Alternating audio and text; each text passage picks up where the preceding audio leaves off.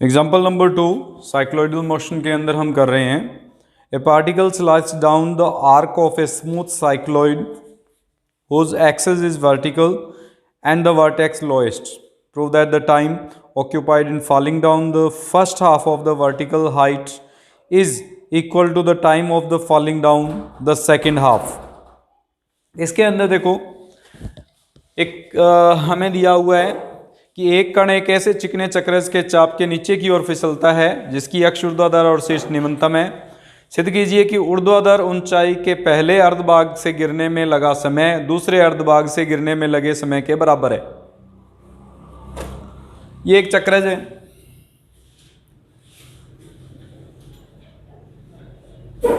इस चक्रास में ये हमारे पास अक्ष है जिस पर हमारे पास ए और ए डैश,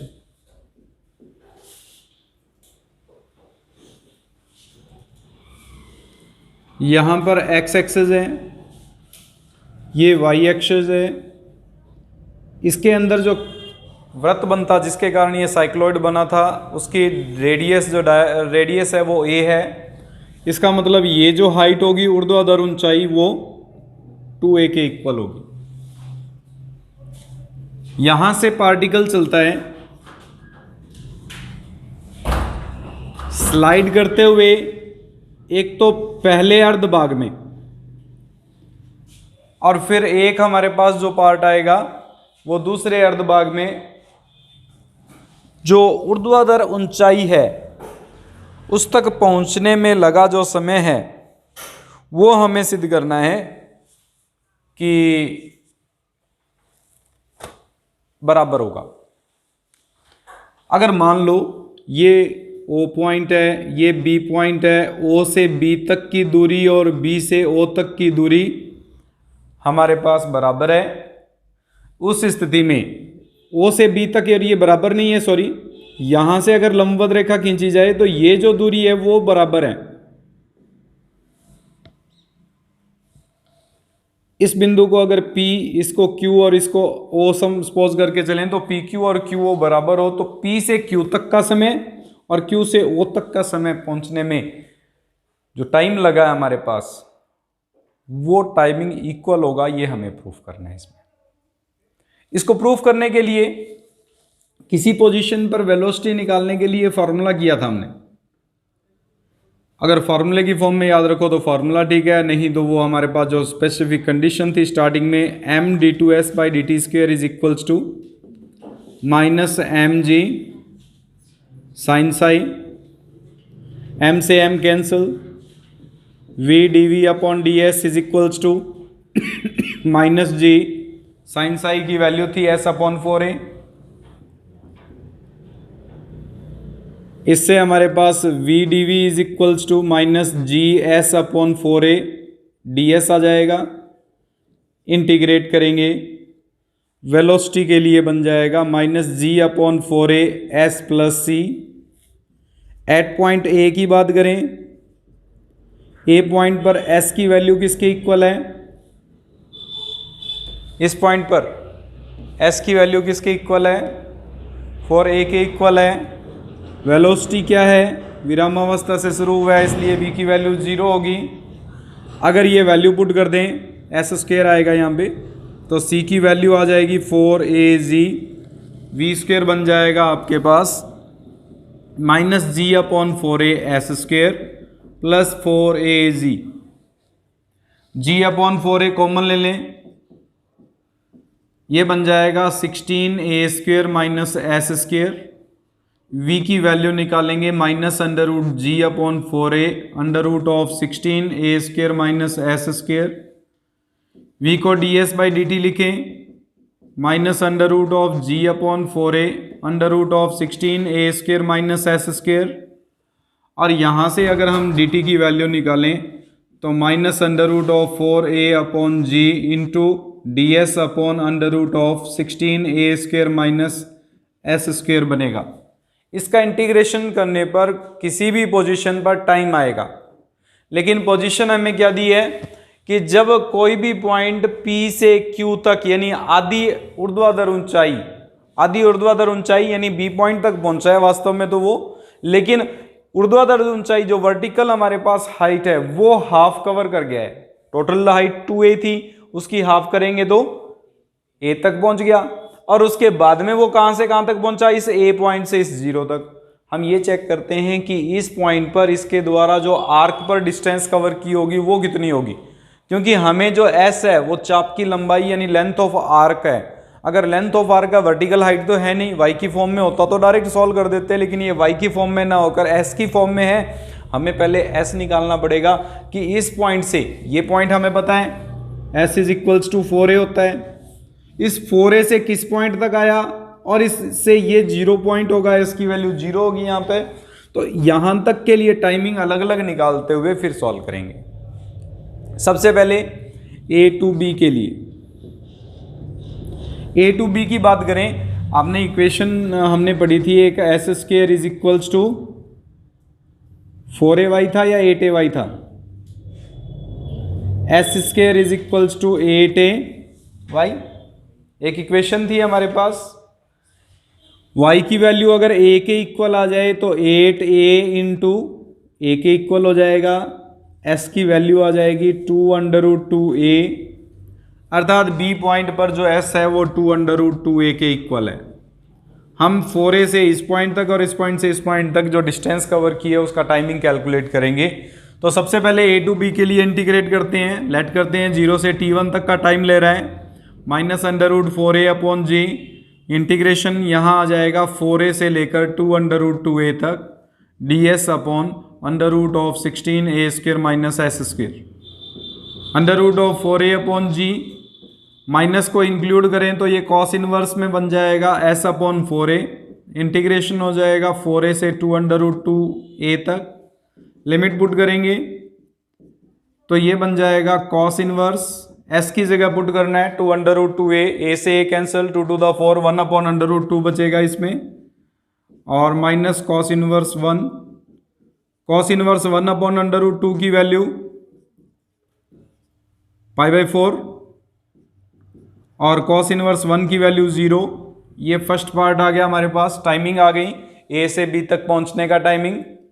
अब b से o तक पहुंचने का टाइमिंग निकालते हैं, b टू o, वापस से इंटीग्रेट करेंगे, dt आएगा यहाँ, 0 से t2 मान लेते हैं, dt is equals to -√4a upon g, integration of 2√2a, 2 हमारे पास 0, और ds upon √16a² minus s²। इसको सॉल्व करेंगे, अगर इसको सॉल्व करेंगे तो हमारे पास इंटीग्रेशन में वैल्यू क्या बन जाएगी, कॉस इनवर्स वही formula, t2 is equals to √4a upon g, cos inverse s upon 4a, limit आ जाएगी 2√2 टू 0, 0 पुट करेंगे π/2, क्योंकि कॉस इनवर्स 0 π/2 पर होता है, 2√2a पुट करेंगे, माइनस का π/4 आ जाएगा, अभी हमने सॉल्व किया था, π/2 में से π/4 सब्ट्रैक्ट करेंगे तो √4a upon g into π/4। Equation number 1 and 2 से जो t1 टाइमिंग है और जो t2 टाइमिंग है वो दोनों इक्वल हैं, अर्थात हमारे पास ऊर्ध्वाधर आधी दूरी तय करने में जो हमारे पास समय है वो दोनों में बराबर है, सिद्ध करना था।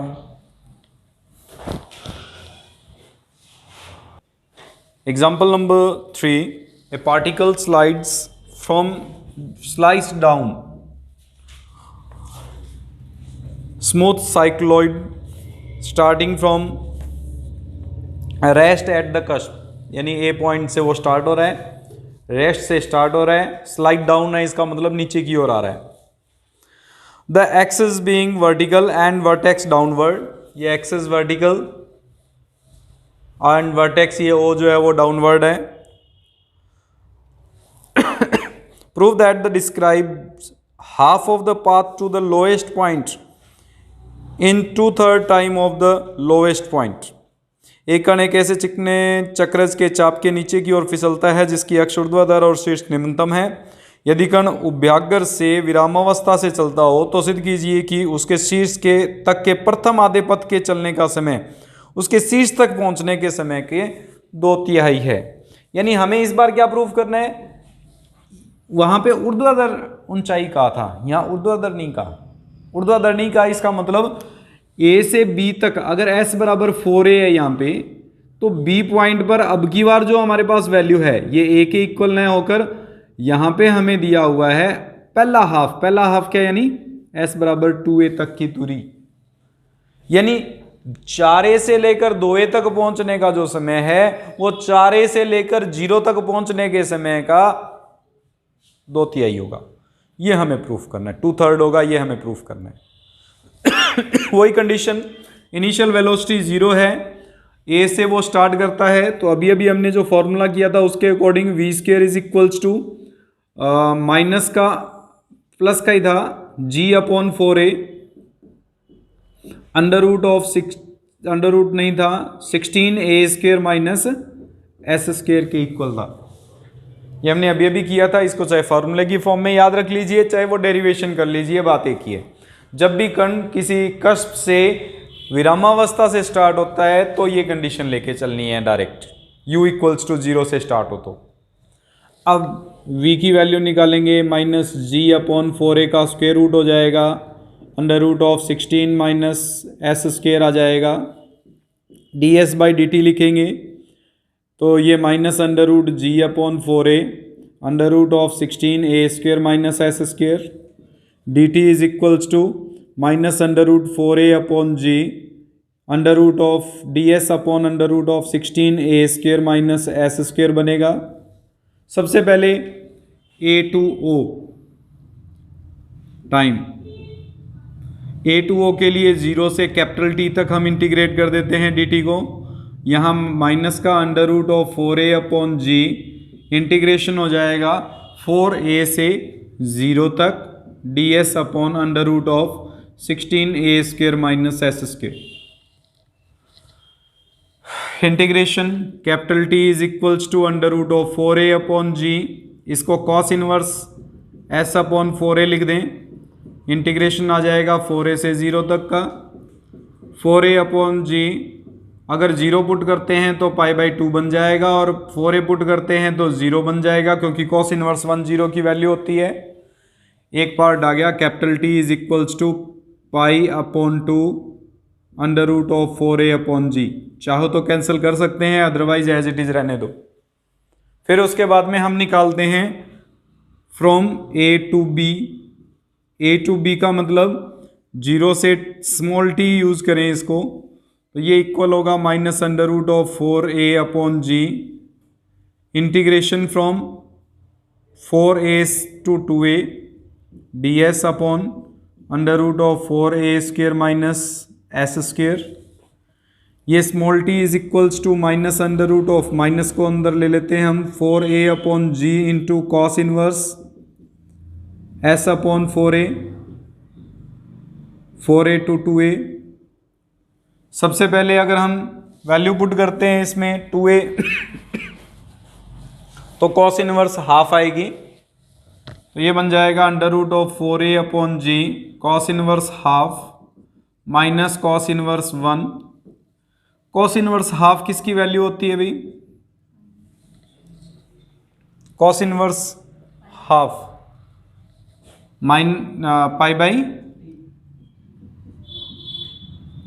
और ये कॉस इनवर्स 1 0 की, ये बन जाएगा π/3 अंडर रूट ऑफ 4a/g। अगर मैं इसमें 2 से मल्टीप्लाई 2 से डिवाइड कर दूं तो ये बन सकता है π/2 अंडर रूट ऑफ 4a/g। 2 से मल्टीप्लाई 2 से डिवाइड कर दिया, ये जो टर्म थी इक्वेशन 1 के अकॉर्डिंग कैपिटल T के इक्वल है, इसका मतलब स्मॉल t जो है वो 2/3 टाइम्स ऑफ कैपिटल T है, जो हमें प्रूफ करना था।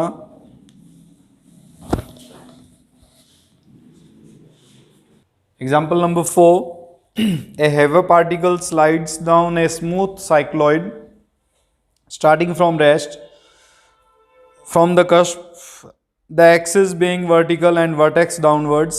Prove that the magnitude of the acceleration of the particle is equal to g at every point of its path। एक भारी कण किसी चक्रज के उभयागर से विरामावस्था से गिरता है, सिद्ध कीजिए कि कण के त्वरण का परिमाण उसके पथ के प्रत्येक बिंदु पर g के तुल्य है। ये हमारे पास चक्रज, इस चक्रज पर ये वर्टेक्स है और ये हमारे पास एक्सेस हैं। इसमें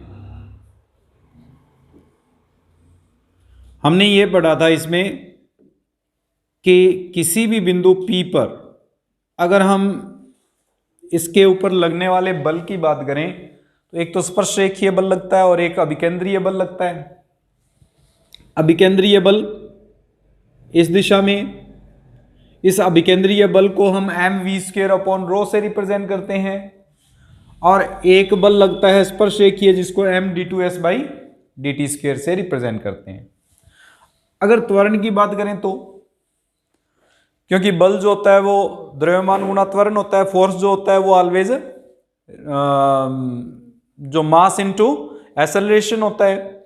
इसका मतलब जो सेंट्रीपिटल फोर्स लग रहा है वो, उसमें सेंट्रीपिटल एक्सेलरेशन की बात करेंगे तो v² होगा, और जो टेंजेंशियल एक्सेलरेशन की बात करेंगे वो d2s/dt² होगा। तो इस पर दो हमारे पास त्वरण कार्य रहते हैं। एक त्वरण तो कौन सा हुआ, v²/ρ, और दूसरा त्वरण d2s/dt²। जब परिणामी त्वरण की बात करेंगे, जब दो त्वरण अगर कार्यरत हों एक दूसरे के, चाहे किसी भी दिशा में हो, लंबवत हो, चाहे कैसे भी हो, लेकिन अगर दोनों त्वरण के कारण हमारे पास परिणामी त्वरण की बात करेंगे तो उन दोनों के स्क्वायर का वर्गमूल होता है। तो हमें यह ज्ञात करना है परिणामी त्वरण बराबर √v² का स्क्वायर प्लस d2s/dt² का होल स्क्वायर। हमें ये प्रूफ करना है कि इसकी जो वैल्यू आएगी वो चाहे किसी मर्जी पॉइंट पर हम कैलकुलेट करें ऑलवेज जी होगी, जी के इक्वल आएगा, गुरुत्वाकर्षण गुरुत्वीय त्वरण जो है उसके बराबर आएगा। ये हमें प्रूफ करना है साइक्लोइड के अंदर। क्वेश्चन समझ में आ गया। सबसे पहले हम जब टॉपिक लेके चलते हैं तो उसके अकॉर्डिंग md2s/dt² किसके इक्वल था, -mg sin psi के, m से m कैंसिल, इसका मतलब जो त्वरण d2s/dt² है वो किसके इक्वल हो गया, -g sin psi के। एक वैल्यू तो ये पुट करेंगे इसमें। दूसरा, जब विरामावस्था से बिंदु A से वो स्टार्ट करता है तो इसका मतलब वेग जो है वो किसी भी बिंदु पर वेग का हमने एक सूत्र पढ़ा था, उसके अनुसार हम ज्ञात कर सकते हैं। तो P पर वेग v² बराबर, ये था g/4a 16a² - s²। जब भी a बिंदु से विरामावस्था से कोई कण स्टार्ट करता है तो उसके लिए वेग इसी सूत्र से द्वारा लिखा जाता है। s = क्या था, 4a sin psi, चक्रज की समीकरण थी। अगर ये s की वैल्यू इसमें पुट कर दें तो v² क्या बन जाएगा, v² g/4a 16a² - 16a² sin² psi, जिसको सॉल्व करेंगे तो 4ag × 1 - sin² बचेगा, जिसको cos² psi लिख सकते हैं। v² की वैल्यू आ जाएगी। और रो जो होता है वो ds/d होता है। अगर इसका साई के विद रिस्पेक्ट डिफरेंशिएशन कर दें तो रो की वैल्यू या वक्रता त्रिज्या ज्ञात करने की, रेडियस ऑफ कर्वेचर ज्ञात करने का डायरेक्ट फार्मूला भी लिखवाया हुआ है, 4a cos psi था। ये सारी वैल्यू इसमें पुट करते हैं तो त्वरण बराबर आ जाएगा √v²। v² का मतलब 4ag cos² psi upon rho यानी 4a cos psi का whole square plus d2s/dt² -g sin psi है, उसका स्क्वायर करेंगे तो g² sin² psi। 4a से 4a कैंसिल, एक cos से एक cos कैंसिल, अंडर रूट में g² cos² psi plus g² sin² psi जी स्क्वायर कॉमन ले लें तो जी आ जाएगा, sine square plus cos square 1 हो गया। अर्थात जो परिणामी त्वरण है किसी भी बिंदु पर त्वरण निकालेंगे वो जी के बराबर आएगा। Example number 5, A particle slides down a smooth cycloid starting from rest at the cusp, show that when it arrives at the vertex the pressure on the curve is equals to twice the weight of the particle। यानी जब वो particle है वो शीर्ष पर यानी ओ बिंदु पर पहुंच जाता है तो उसमें जो प्रतिक्रिया बल है वो दुगना है उसके भार का, वो हमें प्रूफ करना है। यानी एक पार्टिकल है जो ए से स्टार्ट होता है,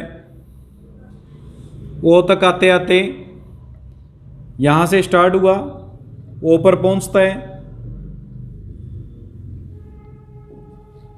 ओ पर जो प्रतिक्रिया बल है आर वो हमें प्रूफ करना है कि इसके भार का मतलब 2 mg का दुगना है। किया था शायद ऐसा, टॉपिक के अंदर था हमारे पास। अगर यहां से स्टार्ट करेगा तो वी स्क्वायर की वैल्यू क्या होगी पहले तो ये बताओ। अभी अभी किया था, रेस्ट से स्टार्ट करते हैं तो v square is equals to g upon 4a 16a square minus s square. S की जगह अगर 4a साइन साई पुट कर दें तो v square is equals to 4a ji cos square psi बन जाता है इक्वेशन नंबर 1। रो की वैल्यू 4a कॉस साई थी। प्रतिक्रिया बल के लिए हमने जो टॉपिक किया था उसके according M V square upon rho is equals to M ji cos psi minus या R minus M G cos psi था, आर माइनस एम जी था या एम जी माइनस आर था, उल्टा लिख रहे हैं। जब यहां पर हम बल निकालते हैं इस बिंदु पर कण के लिए तो एम जी बार इस तरफ था, अगर यहां पर हमारे पास एम जी कॉस साई बनेगा और प्रतिक्रिया बल जो बनेगा वो इस तरफ बनेगा आर की वैल्यू, यानी R minus M G cos psi के इक्वल है। ठीक है, यही था या कुछ अलग था? जब ऊपर से कण नीचे की ओर गति करता है तो इसमें अगर आर की वैल्यू निकालें तो आर की वैल्यू क्या बनेगी, M V square upon rho plus M जी कॉस साई। वी की वैल्यू 4a जी cos square psi upon rho की value 4a cos psi is plus M ji cos psi. 4a से 4a cancel, cos psi से cos psi cancel, R की value आ जाएगी M जी cos Sai और ये भी एम जी कॉस साई यानी 2 mg cos psi. At point O की बात करें तो एट पॉइंट ओ पर साई की वैल्यू 0 हो जाएगी क्योंकि इस पर स्पर्शरेखा एक्स एक्स के समांतर आएगी, एक्स एक्स से बनाया गया कोण 0 होगा। अगर साई की वैल्यू 0 पुट कर दें तो R is equals to 2 mg cos 0 और cos 0 की वैल्यू 1 होती है इसलिए 2 mg के इक्वल आएगा, यानी ओ बिंदु पर जो दबाव है वो उसके भार का दुगना होगा।